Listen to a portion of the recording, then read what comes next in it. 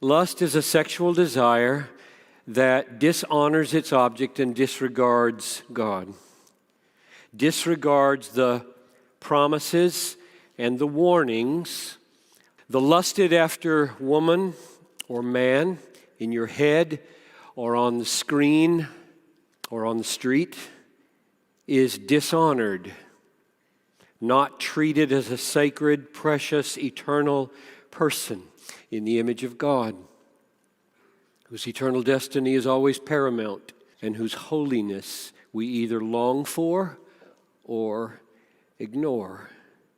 And the only way that kind of dishonor can daringly be carried out and hold sway is by disregarding God while we are in the sway of lust. Ponder with me for a few minutes the natural and the spiritual role of self-control in relation to lust. Addiction, I think, is a relative term.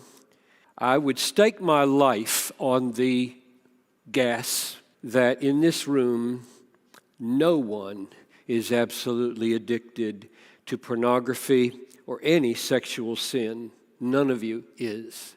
What I mean by this is, if the stakes are high enough, and sure enough, you will have all the self-control you need to conquer any sexual temptation. For example, tonight, if you are feeling totally in the sway of a sexual desire, more blazing, more powerful than you have ever felt it in your life, and you believe you cannot resist the temptation to look at some nudity online, and suddenly a black hooded ISIS member drags your best friend or your spouse into the room with a knife at his throat or her throat and says, "If you look at that website, I will slit this throat." You will have self-control. You are not addicted. You won't click. Or if a man walks into the room and says, "If you look at that nudity, I will not give you the $1 million that I have in this bag, cash, tax-free, but if you do not look at that nudity, I will give you a satchel with $1 million in cash." You will have total self-control. Yes, you will. You are not addicted. Addiction is a relative term.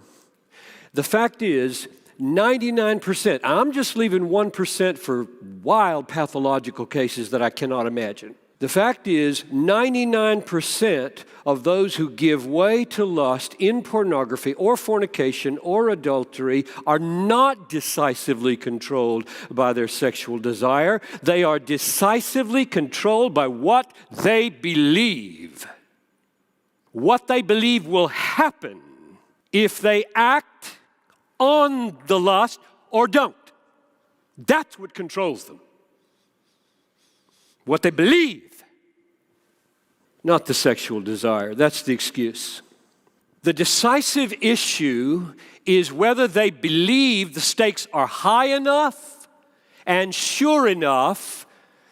If they are sure the friend will die a gruesome death, they will have self-control. If they are sure enough, and that's real money in there, and it's really tax-free, and it isn't stolen goods, they will have self-control.